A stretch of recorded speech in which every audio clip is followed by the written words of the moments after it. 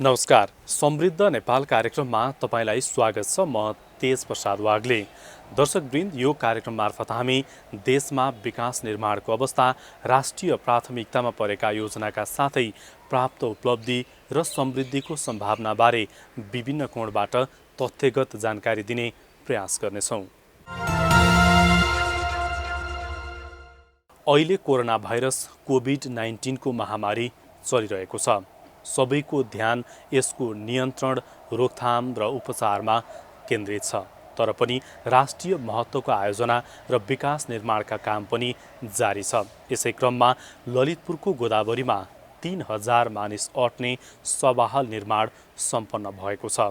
नेपालको इतिहासमा यति ठुलो सभाहाल बनेको यो पहिलो पटक हो। आजको श्रृङ्खलामा हामीले गोदावरी सनराइज सिटी हलको बारेमा चर्चा गर्नेछौँ।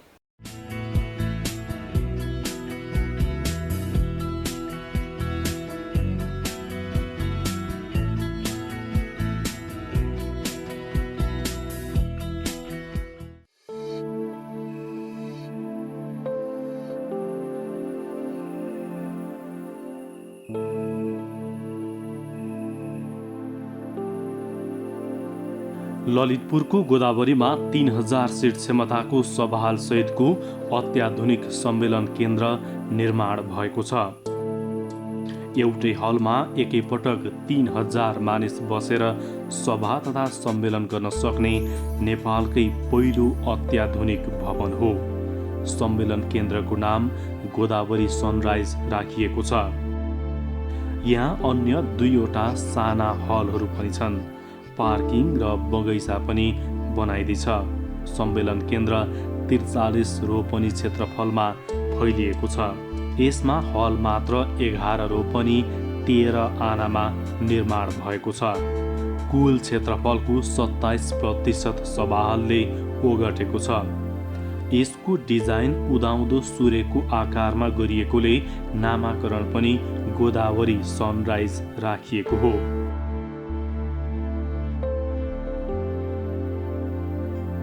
साथै ससाना बहुउद्देश्य सभाकक्ष, अति विशिष्ट कक्ष र विशिष्ट कक्ष समेत बनाइएको छ।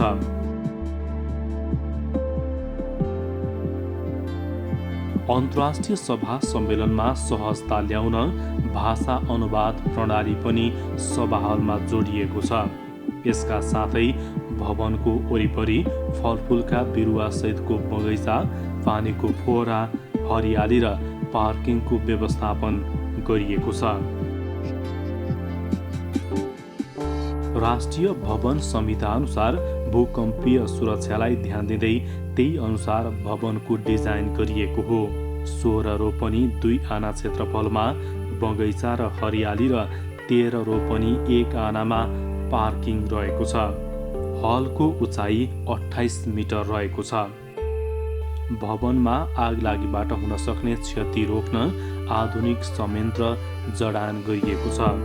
निर्माणको प्रत्येक चरणमा आवश्यक परीक्षण गरी गुणस्तर कायम गरिएको छ।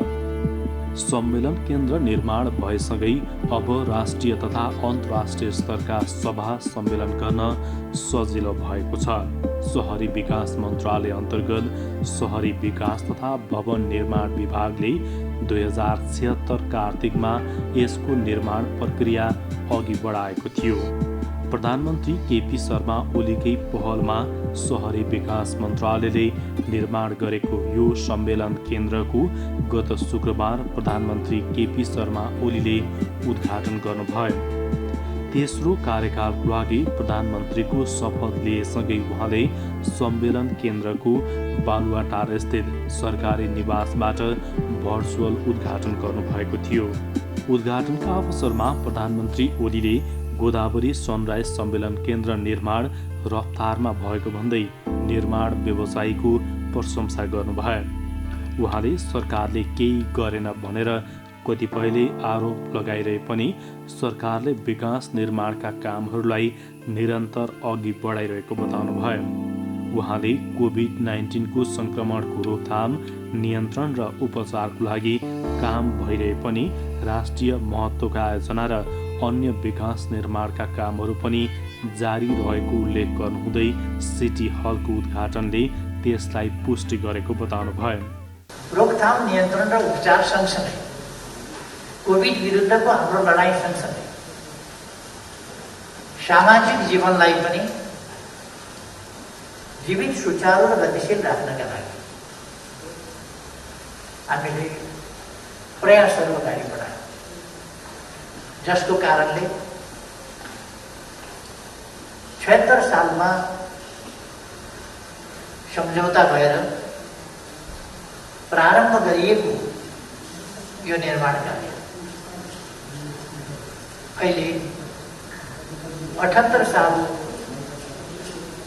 प्रारम्भ हुँदाहुँदै अथवा पहिलो महिनाभित्र उद्घाटन गरेका छौँ। अर्थात्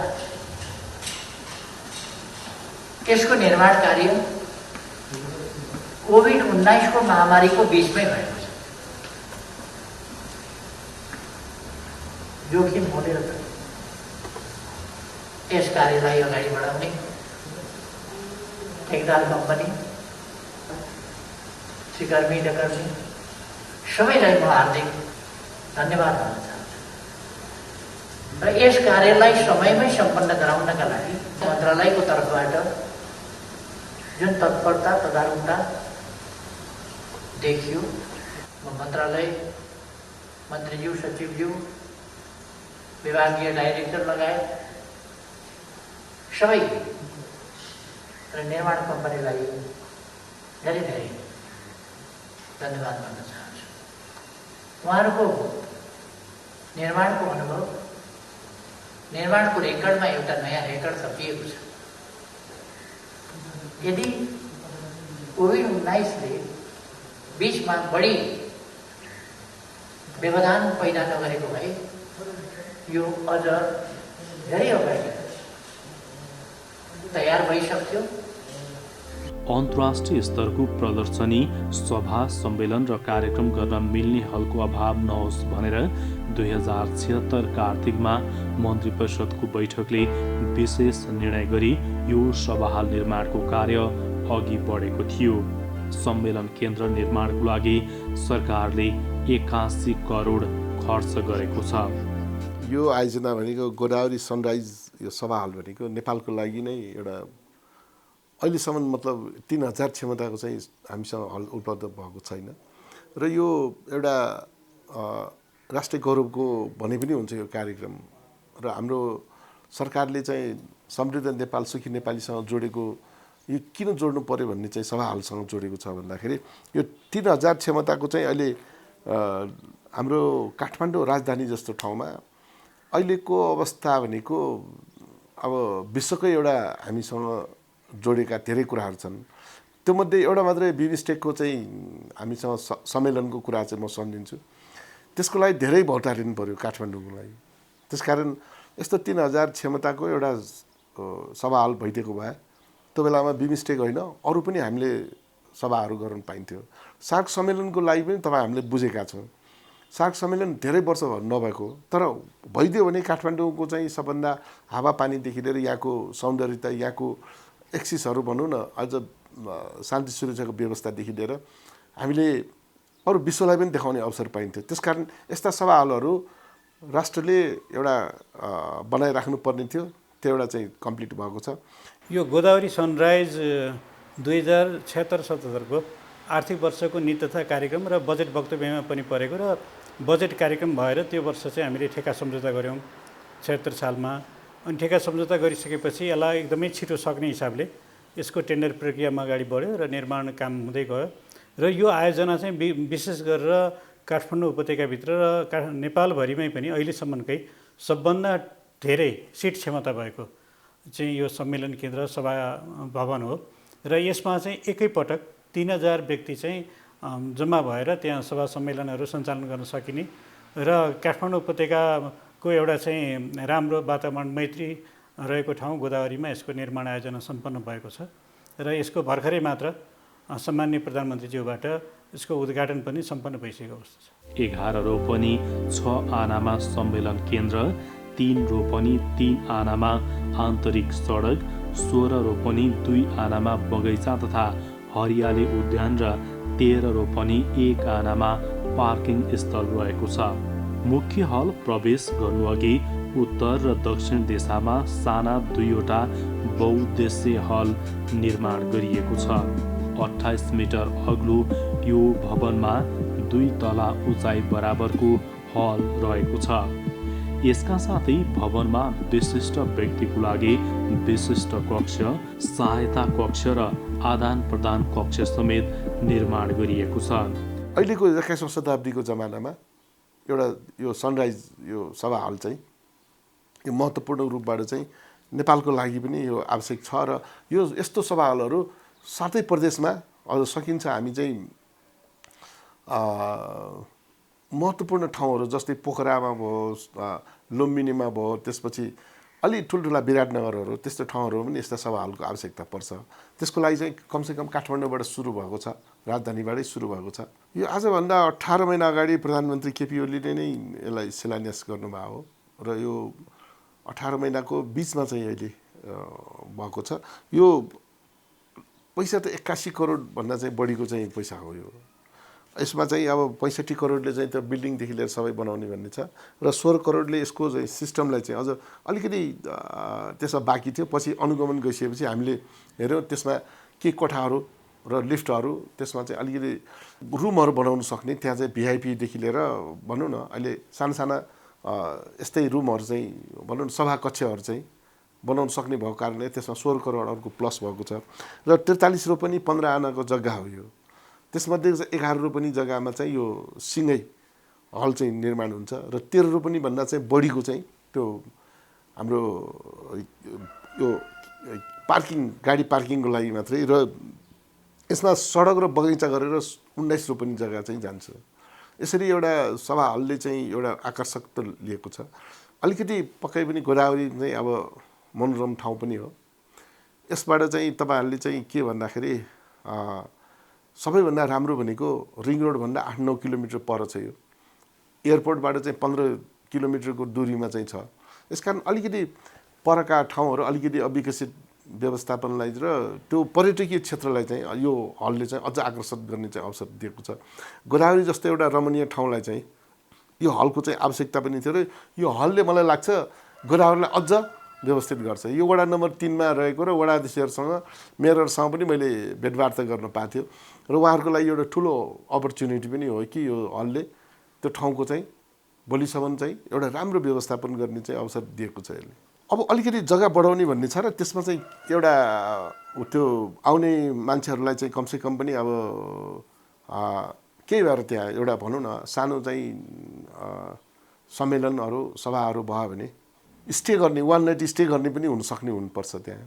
र अब खानपिनको चाहिँ खाजाको व्यवस्थापन कसरी गर्ने त त्यहाँ चाहिँ भनौँ न अब क्याटरिङै चाहे, क्याटरिङको लागि चाहिँ के कुराहरू स्पेस त चाहिँ त्यहाँ हुनु पऱ्यो। त्यस्तो व्यवस्थापनको लागि अलिकति अझ के भन्छ यो जग्गा चाहिँ लिएर अलिक ठुलो बनाउनुपर्छ भन्ने मानसिकता पनि बनेको छ।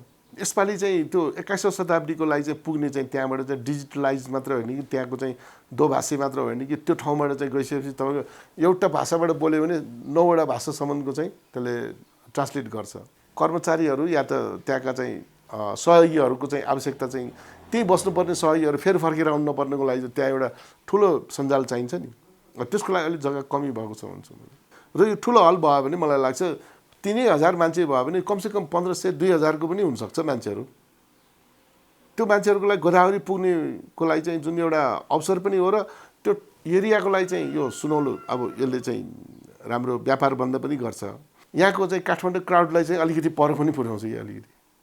त्यसकारण मलाई लाग्छ यसले अब त्यो एरियाको चाहिँ सहरी विकाससँग र त्यो एरियाको लागि चाहिँ मतलब एउटा महत्त्वपूर्ण हलले चाहिँ मतलब भनौँ के मान्छेहरू आउँछ भने त्यसले पक्कै पनि अहिले रिसोर्टहरूको कारणले गर्दाखेरि गोदावरीको चाहिँ नाम चलिरहेछ जस्तै यो हलले पनि एउटा रिसोर्टसँग जोडेर सभा सम्मेलनको लागि चाहिँ त्यहाँ जाँदाखेरि भोजभतेरलाई पनि यसले चाहिँ मद्दत गर्छ। के छ भने कोभिडको समय भएर मात्र होइन भने यो 6 महिनामा तयार हुनुपर्ने चाहिँ यो सभा हल हो। यो त्यसकारण चाहिँ के भने थप्दा 1 वर्ष अर्को थप्यो, 1 वर्ष त कोभिडै भइसक्यो होइन। र मैले चाहिँ यो भन्न मात्रै खोजेको कि आज हामीसँग पनि एउटा सरजामहरू यस्तो छन् कि जुन एउटा चाहे त्यो ठेकदारहरू भनौँ होइन, यी सबै कार्य दक्षतामा चाहिँ निपुण छ भन्ने एउटा प्रमाणित पनि हो। यो चाहियो भने एउटा ठेकदारले चाहिँ नअल्झाइदिन काम गर्ने हो भन्दाखेरि छिटोभन्दा छिटो हुने रहेछ। त्यसो भएर मलाई लाग्छ यो जति पनि काम छिटो भएको छ, यसको लागि जति पनि आज यो हल बनाउनलाई, सभा हल बनाउनलाई जुन ठेकदार भनौँ, कामदारहरू भनौँ होइन, त्यसमा चाहिँ इन्जिनियरिङ यी सबै पार्टहरू जोडेको छ नि यसमा त। यी सबैलाई चाहिँ म चाहिँ यो जस नेपालमा पनि हामी सक्षम छौँ छिटोभन्दा छिटो चाहिँ यो समयमा चाहिँ हामीले निर्माण गर्न सक्छौँ भन्ने जुन दिनुभएको छ यो सन्देश, त्यसको लागि म सबलाई धन्यवाद पनि दिन चाहन्छु। उदाउँदो सूर्यको आकृतिमा बनाइएकोले यसलाई गोदावरी सनराइज नाम दिएको छ। आयोजनाभित्र हुने आन्तरिक सडक निर्माण, बगैँचा तथा हरियालीको पूर्वाधार, कुर्सी, हलको साजसज्जा लगायतका काम भइसकेको छ। सिटी हल अन्तर्राष्ट्रिय विमानस्थलबाट 15.8 किलोमिटर र चक्रपथबाट 9.5 किलोमिटर दूरीमा रहेको छ। 20 कार्तिक 2076 निर्माण सम्झौता भएको यो भवन निर्माण सम्पन्न गर्नको लागि म्याद थप सहित 2077 चैत मसान्तसम्मको समय दिएको थियो। ठेकेदार कम्पनीले 2 सिफ्टमा 280 देखि 300 जना कामदारलाई धेरै समूहमा बाँडेर सभाहाल निर्माणको काम गराएको थियो। कोरोना महामारीको प्रभावले समयमै सम्पन्न हुन नसकेको सभाहाल अन्ततः वैशाख मसान्तमा उद्घाटन गरिएको छ। यो आयोजना चाहिँ जुन डिजाइन सम्पन्न भइसकेपछि शहरी विकास तथा भवन निर्माण विभागले यो आयोजना जिम्मा लिएको हो र यसमा चाहिँ विशेष भवन निर्माण आयोजना समन्वय कार्यालय भन्ने हामीसँग कार्यालय छ। यस्ता महत्त्वपूर्ण भवनहरू, महत्त्वपूर्ण सवालहरू काठमाडौँ उपत्यकाभित्र गर्नको लागि एउटा डेडिकेटेड किसिमको चाहिँ आयोजना समन्वय कार्यालय चाहिँ गठन भएको छ र त्यो आयोजना कार्यालयबाट यो ठेका प्रक्रियामा गयो र ठेका प्रक्रियामा गइसकेपछि निर्माण व्यवसायहरू यसमा छनौट हुनुभयो। केसी समानान्तर जेबी जोइन्ट भेन्चरमा उहाँहरू आउनुभएको थियो र उहाँहरूले चाहिँ यो विभिन्न कारणले गर्दा, कोभिडको कारणले भयो र विभिन्न त्यहाँ बाटो ब्लक आदि इत्यादिले गर्दा हामीले निर्धारित सुरुको समयमा हामीले सम्पन्न गर्न नसके पनि यो यति धेरै जटिल प्रकृतिको निर्माण आयोजना थियो। यसमा चाहिँ उहाँहरूको एकदम ठुलो मतलब मेहनत छ र त्यसै गरी हाम्रो त्यहाँ खट्ने साथीहरू, इन्जिनियर साथीहरू, डिई साथीहरू, आयोजना प्रमुख लगायतको टिमले रात दिन नभनिकन त्यहाँ खटेर यो आयोजना सम्पन्न भएको छ। यो चाहिँ हाम्रो शहरी विकास तथा भवन निर्माण विभागकै इतिहासमा पनि एउटा ठुलो आयोजना हो सभा हलको सन्दर्भमा, किनभने यति धेरै चौडा, यति धेरै अल्को स्थानमा हामीले चाहिँ जुन आइरनहरू माथि आइरन सिस्टम राखेर जुन काम गऱ्यौँ त्यो चाहिँ हाम्रो लागि पनि नौलो काम थियो र यो चाहिँ एकदम जटिल प्रकृतिको काम हुँदाहुँदै पनि यो चाहिँ करिब 16 महिनामा यो काम सम्पन्न भएको छ र अहिले सञ्चालनमा ल्याउन सक्ने अवस्थामा तयार भएको छ र यो चाहिँ हाम्रो लागि अरू ठाउँमा यस्तै किसिमको सवाल बनाउनको लागि पनि एउटा उदाहरण साबित भएको छ। अब यसमा विशेष गरेर मुख्य चाहिँ यसको सभा हल नै हो। त्यो सभा हललाई चाहिने अब त्यसका पूर्वाधारहरू जस्तो त्यसको लागि चाहिँ भिआइपी कक्षहरू, त्यहाँ चाहिँ इन्ट्रान्स गेटहरू, त्यसको पार्किङ व्यवस्था लगायत त्यहाँ आवश्यक सम्पूर्ण प्रक्रियाहरू, त्यसमा जस्तो फायर रेजिस्टेन्सको कुराहरू हैन, आग लागि भयो भने त्यसको रोक्ने, कसरी रोकथाम गर्ने, त्यसलाई नियन्त्रण कसरी गर्ने भन्ने सवालहरू, त्यसै गरी यसको सञ्चालन गर्नको लागि प्राविधिक कक्ष, त्यसै गरी केही सचिवालयको व्यवस्थापन हामीले सबै पुग्ने गरी त्यसमा चाहिँ निर्माण गरेका छौँ र यहाँ चाहिँ ठुला खाले सम्मेलनहरू 3000 क्षमताको अहिलेसम्म नेपालमा छैन, यो पहिलो हो र 3000 व्यक्तिहरू एकैचोटि बसेर सम्मेलन गर्न सक्ने अवस्था त्यहाँ सृजना भएको छ र कमसेकम त्यहाँ यहाँहरू गएर प्रत्यक्ष हेर्नुहुन्छ भने पनि अहिलेसम्म जुन किसिमको सभा हलहरूमा कुर्सी अलि साँगुरो हुने, अगाडिबाट मान्छेहरू हिँड्न कठिन हुने हैन, उठ्दिनु पर्ने, अगाडि व्यक्ति हिँड्दाखेरि त्यहाँ सिटमा बसेको मान्छे उभिनु पर्ने अवस्था हुन्थ्यो भने यसमा चाहिँ एकदम फराकिलो किसिमको पुग्ने हिसाबको एकदम लाइभिज हिसाबको चाहिँ पूर्वाधार निर्माण भएको छ र एकदम अत्याधुनिक हिसाबको चाहिँ यो सभाहाल निर्माण भएको छ। यो चाहिँ भूकम्प प्रतिरोधी पनि छ, वातावरण मैत्री पनि छ र यो चाहिँ एकदमै राम्रो वातावरण मैत्री ठाउँमा गोदावरीको जुन एकदम जङ्गलको छेउमा निर्माण भएको हुनाले त्यहाँको पर्यावरणीय हिसाबले पनि यो उपयुक्त स्थानमा निर्माण भएको जस्तो लाग्छ। यो चाहिँ के छ भने प्रायः चाहिँ एउटा साधारण नर्म्स जस्तो संसारभरि नै यस्ता किसिमका हलहरू विकसित देशमा त धेरै ठुल्ठुला हलहरू हुन्छन् र हामीहरू जस्तो विकासोन्मुख र विकासशील राष्ट्रहरूमा पनि करिब 30 देखि 40 लाख पपुलेसन भएको ठाउँमा यो भ्यालीभित्रको मात्रै मैले कुरा गर्दा त्यतिमा चाहिँ कमसेकम 3,000 देखि 5,000 क्षमताको सभाहरू करिब 1 लाख मान्छे जम्मा हुने चाहिँ खुला क्षेत्रहरू आवश्यक पर्ने रहेछ। यहाँ विभिन्न किसिमको चाहिँ कार्यक्रमहरू हुने हाम्रो चाहिँ अब दक्षिण एसियाली जुन सार्क समिटहरू हुन्छ, त्यसै गरी राष्ट्रिय कन्फरेन्स पनि हुने ठुला खाले कार्यक्रमहरू गर्दाखेरि हामीलाई सधैँ हलको अभाव हुने र त्यहाँ जम्मा हुँदाखेरि पनि एकदम सेलेक्टेड मान्छेहरू लानुपर्ने, अनि पत्रकार साथीहरू त्यहाँ बस्न पनि समस्या हुने, पर्यवेक्षकहरूलाई राख्न पनि एकदमै साँघुरो जुन हामीले अहिले अनुभव गरिरहेछौँ र ठुला खाले कार्यक्रमहरू जुन चाहिँ जनस्तरमा पुर्याउनु पर्ने कार्यक्रमहरू गर्न पनि यस्ता किसिमको सभाहाल उपयुक्त हुन्छ। र त्यो सभाहाल हेर्दाखेरि के देखिन्छ भने 3,000 व्यक्ति बसेर पनि कार्यक्रम गर्दा एकदमै कम्फोर्टेबल हिसाबले त्यस्तो किसिमको डिजाइन त्यो बनाइएको छ कि जसले गर्दा त्यो डिजाइनभित्र त्यो प्लानिङभित्र बसेर आरामदायी हिसाबले चाहिँ कार्यक्रम सञ्चालन गर्न र हेर्न एकदम सहज हुन्छ र यो एउटा जरुरी पनि थियो र त्यो अनुसारको निर्माण भएको छ। ठुलो क्षमता सहितको अन्तर्राष्ट्रिय स्तरको सभाहाल नहुँदा सरकारले आयोजना गर्ने सभा सम्मेलनहरू राष्ट्रिय सभागृह लगायतका स्थानहरूमा गर्नुपर्ने बाध्यता थियो।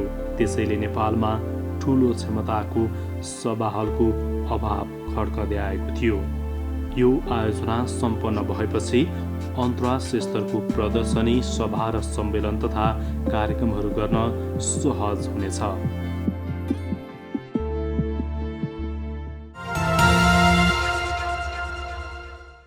नेपालमा ठुला सभाहाल नहुँदा अन्तर्राष्ट्रिय स्तरमा सभा सम्मेलन र प्रदर्शनीहरू गर्न समस्या हुँदै आएको थियो र गोदावरी सनराइज निर्माण सम्पन्न भएपछि त्यो अभाव अब पूर्ति हुनेछ।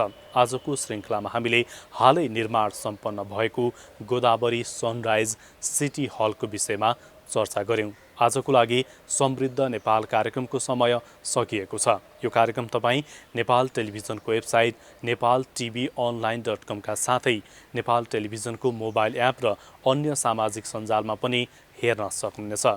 आजको लागि समृद्ध नेपाल कार्यक्रमबाट हामी सबैलाई बिदा दिनुहोस्। नमस्कार।